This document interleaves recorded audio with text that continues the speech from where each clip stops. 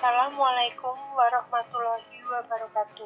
Kami dari kelompok 6 yang beranggotakan Novian Muhammad Arif dengan NPM 1910104025, Nurjanah dengan NPM 19101043, saya Mita Wisyanti dengan NPM 1910104135. Di sini kami akan mempresentasikan hasil diskusi dari kelompok kami tentang Good Corporate Governance. GCG adalah seperangkat peraturan dan upaya perbaikan sistem dan proses dalam pengelolaan organisasi dengan mengatur dan memperjelas hubungan, wewenang, hak, dan kewajiban seluruh pemangku kepentingan, baik rapat umum pemegang saham atau RUPS, Dewan Komisaris maupun Dewan Direksi. Manfaat Good Corporate Governance.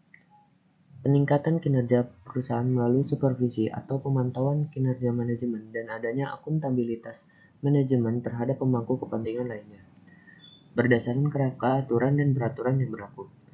Memberikan kerangka acuan yang memungkinkan pengawasan berjalan efektif sehingga tercipta mekanisme checks and balance di perusahaan. Mengurangi agency cost, yaitu suatu biaya yang harus ditanggung pemegang saham sebagai akibat pendelegasian wewenang kepada pihak manajemen.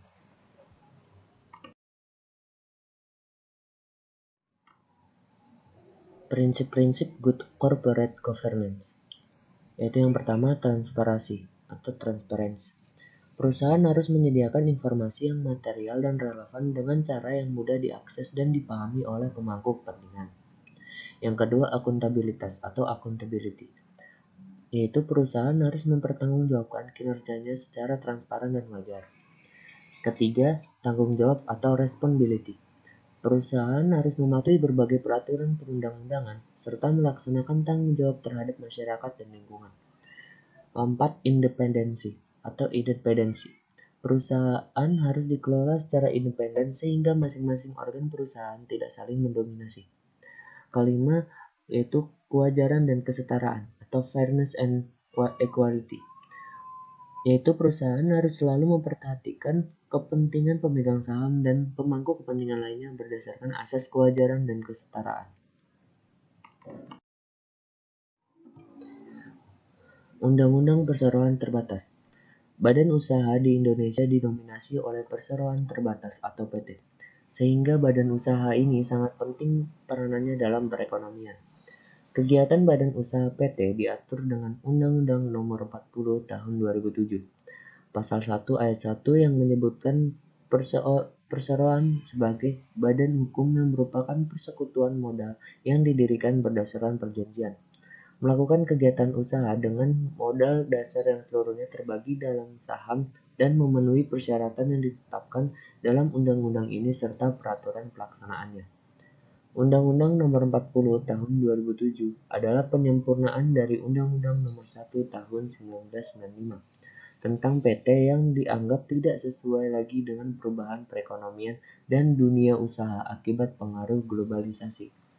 Penyempurnaan yang terdapat pada Undang-Undang Nomor 40 Tahun 2007 mencakup 1.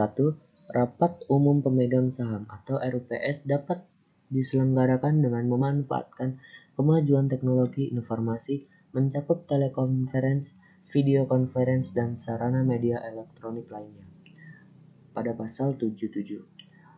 Kedua, kejelasan peraturan tentang tata cara pengajuan dan pemberian pengesahan status badan hukum dan pengesahan anggaran dasar perseroan berada di bab 2. 3. Aturan yang memperjelas dan mempertegas tugas serta tanggung jawab direksi dan dewan komisaris termasuk komisaris independen dan komisaris utusan pada bab 7. 4. Kewajiban perseroan untuk melaksanakan tanggung jawab sosial dan lingkungan terdapat pada bab 5.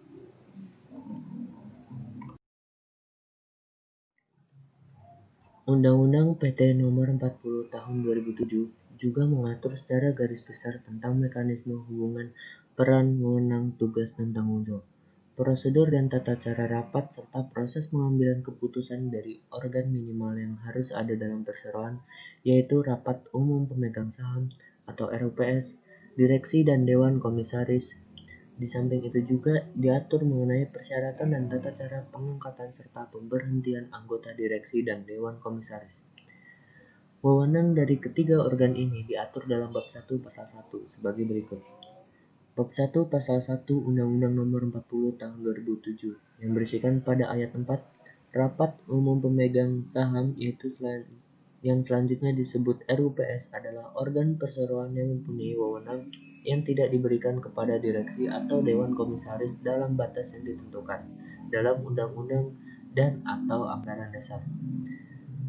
Pada ayat 5 yang berisikan direksi adalah organ perseroan yang berwenang dan bertanggung jawab penuh atas pengurusan perseroan untuk kepentingan perseroan sesuai dengan maksud dan tujuan perseroan serta mewakili perseroan, baik di dalam maupun di luar pengadilan sesuai dengan ketentuan anggaran dasar.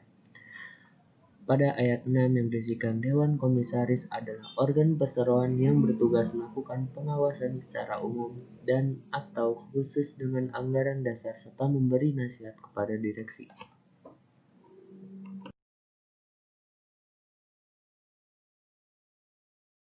Pelaksanaan GCG di institusi keuangan.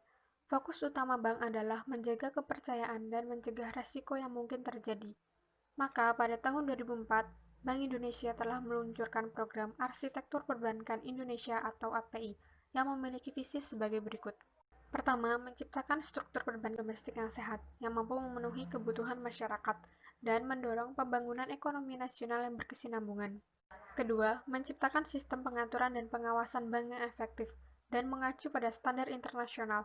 Ketiga, menciptakan industri perbankan yang kuat dan memiliki daya saing yang tinggi, serta memiliki ketahanan dalam menghadapi resiko. Keempat, menciptakan GCG dalam rangka memperkuat kondisi internal perbankan nasional. Kelima, mewujudkan infrastruktur yang lengkap untuk mendukung terciptanya industri perbankan yang sehat. Keenam, mewujudkan pemberdayaan dan perlindungan konsumen jasa perbankan. Tanggal 5 Oktober 2006 tentang perubahan atas Peraturan Bank Indonesia Nomor 8/4/, Peraturan Bank Indonesia /2006 tentang pelaksanaan GCG bagi bank umum, yang menegaskan bahwa pelaksanaan GCG pada industri perbankan harus berlandaskan pada prinsip: pertama, keterbukaan atau transparansi; kedua, akuntabilitas atau accountability; ketiga, pertanggungjawaban atau responsibility; keempat, independensi atau independensi; kelima, kewajaran atau fairness. Jenis hubungan yang tidak diperkenankan untuk Dewan Komisaris Bank Umum Syariah. Pertama, memiliki hubungan keuangan dengan pemegang saham pengendali, anggota Dewan Komisaris lainnya atau anggota direksi. Kedua, memiliki hubungan kepengurusan dengan pemegang saham pengendali, anggota Dewan Komisaris lainnya atau anggota direksi. Ketiga, memiliki hubungan kepemilikan saham dengan pemegang saham pengendali, anggota Dewan Komisaris lainnya atau anggota direksi. Keempat, memiliki hubungan keluarga dengan pemegang saham pengendali, anggota Dewan Komisaris lainnya atau anggota direksi. Tanpa integritas, good corporate governance tidak mampu berdiri dan berfungsi. Dijan Jendra.